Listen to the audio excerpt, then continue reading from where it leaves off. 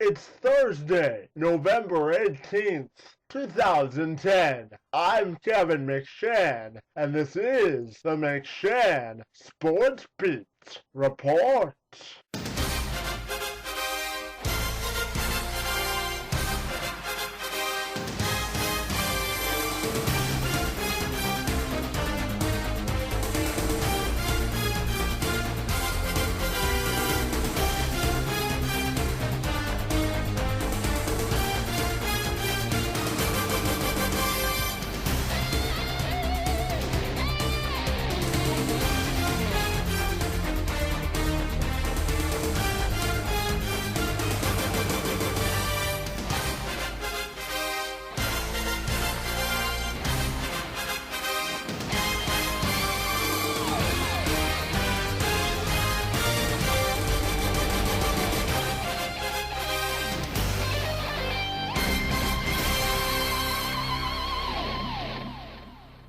Life is no more than a dramatic scene in which the hero should preserve his energy and consistency to last, because after all, there must be consistency in your direction. For Bud Black of the San Diego Padres and Ron Gardenhire of the Minnesota Twins, they were consistent all season long in their message and direction for their teams, and on Wednesday they were rewarded for their efforts when they were named National League and American League Manager of the Year. A month after the Padres were eliminated from playoff contention on the final day of the season, Black won an extremely close race and edged out Cincinnati Reds manager Dusty Baker to take home the National League honor on Wednesday.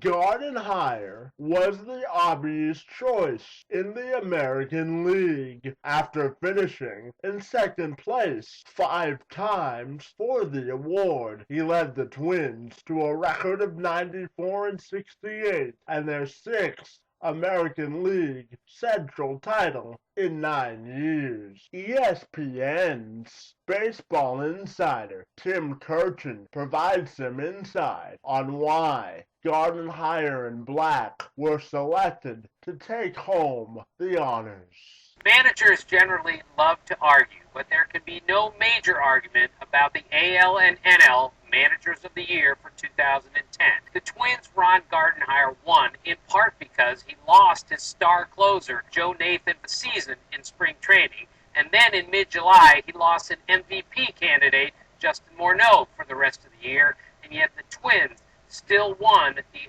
AL Central. Bud Black won the NL Manager of the Year in part because his team, the Padres, went from 75 wins in 2009 to 90 wins in 2010. The Padres were 12th in the NL in runs scored this year, but Black's juggling of the lineup and the way that he used his pitching allowed the Padres to go from a team that most people predicted to finish 4th or 5th in the division to a team that almost won the NL West.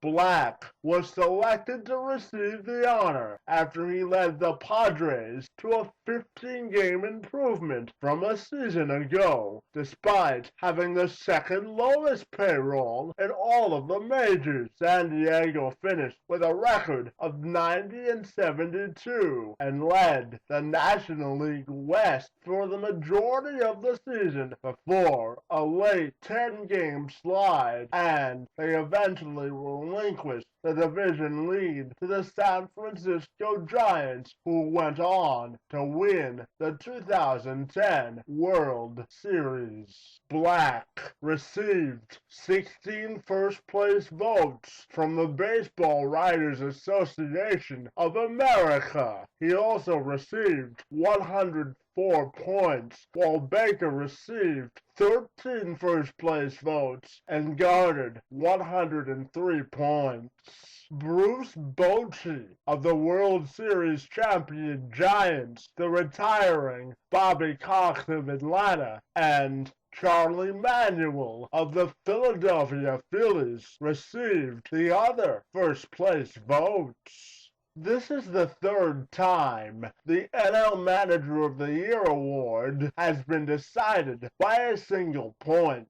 There was a tie for AL Manager of the Year in 1996 between Joe Torre and Johnny Oates. Black joined the crew from MLB Network's Hot Stove on Wednesday to discuss his reaction once he learned he had received the award. And the Padres skipper joins us now on Hot Stove. Bud, thanks for taking the time. It was a crazy close vote between you and Dusty Baker. You edged him by a point. I asked the same thing to Ron Gardenhire. What does this award mean to you? Well, guys, first of all, I'm excited, but I also know that Dusty, Bruce Bochy, Charlie Manuel, Bobby Cox, some other managers in the National League are extremely deserving as well. I'm honored to be mentioned in that group, but I'm excited for the organization. I'm excited for the Padres, our players, our coaching staff, our baseball operations. It was really a total team effort. Hey, bud, it's Barry Larkin. Congratulations on the award. And I'm going to also ask the same question. Guys talk about great managers. In your opinion, what makes a great manager? Well, Barry, I think there's a number of things that go into it. I don't know whether we have enough time here to really break that down. But, I think the main thing is, being yourself, being able to connect with players, an understanding of the game. Obviously, I think that all of us have. Even you look at all the players who played this game, who played it. I think we all have an understanding. But I think more than anything, it's the ability to lead and connect with players. Hey, Bud, Bill Ripken, once again, congratulations. And the type of games that you guys played this year and won, mostly close ones, did you learn anything about yourself during this campaign? Well, Billy, I've been at it here for 4 years here in Petco, and I know that in the National League West here, there's some great venues to pitch in that are maybe not really hitter-friendly. So there's a lot of close games here in this ballpark. I knew it from 2007, where every game was a close one. It sort of continued over the last couple of years. But I think you have to really understand the pitching side of it. You got to understand how important one run is. Manufacturing a run. I think that those things really come into play in our division, especially in our ballpark. Hey, Bud, it's Harold here. First of all, congratulations. Really well deserved. Your team was incredible this season. My first question, I got two quick ones for you. So often, you touched on it, connecting with the players and identifying with it. But being a former pitcher, it's interesting having a pitcher managing. How were you able to overcome that? Well, as a pitcher, you may not be able to identify with everything. Well, that was talked about a lot when I first got hired, and I'm sort of, hey, now Johnny Farrell has to talk about it now, so maybe I'm off the hook. But I think more than anything, when you're in this game and being a pitcher, I see it from a different perspective than you guys saw it from. I know that, a lot of my friendships in the game were from position players. George Brett, Robbie Thompson, Hal McRae, some of the guys that I learned from over the years. But I think if you have a total understanding of the game and you really watch the game, I think you can understand all facets. And I think that, I did that as a player. And the last part of this, the shocking thing is how well you guys played. And I say shocking because it was almost like if you have a 5-year plan, you weren't expecting the Padres to make the run you did this year. Was I ahead of time? Are we ahead of time? Or were the Padres ahead of time this year on your 5-year plan? Well, we had a couple guys sort of jump up, especially on the pitching side, that enabled us to stay in a lot of games, and our bullpen pitched great. But, we saw it coming a little bit last year that, 2009, we had a very good 6 weeks at the end of the season, and we carried that over into spring training. We know that every year is different. Every year can turn into something special. And we played very well from the onset of the season. We started gaining momentum and confidence. And like I said, when you pitch well, you have a chance. And I know that, the team that ultimately won the World Series, the Giants, pitched great. We pitched right there with them through most of the season. But if you have the team concept, like we had players who understood what the Padres needed to do to win.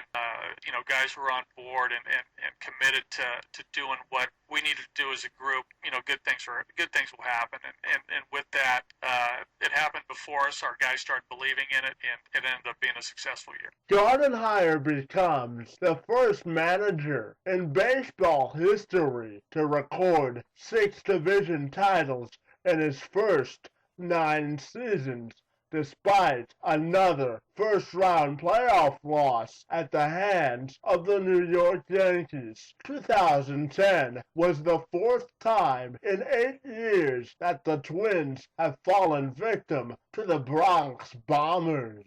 Gardenhire also took time out of his schedule on Wednesday to join the team on Hot Stove to discuss his reaction about receiving such a prestigious honor. And join us now on Hot Stove, your 2010 American League Manager of the Year of the Minnesota Twins, Ron Gardenhire. Ron, thanks for joining us. And what's that saying again? Always a bridesmaid, but never a bride. And 5 times you've been second place Manager of the Year. You finally get over the hump. What does this award mean to you? Well, it's exciting for my coaching staff and myself, my family.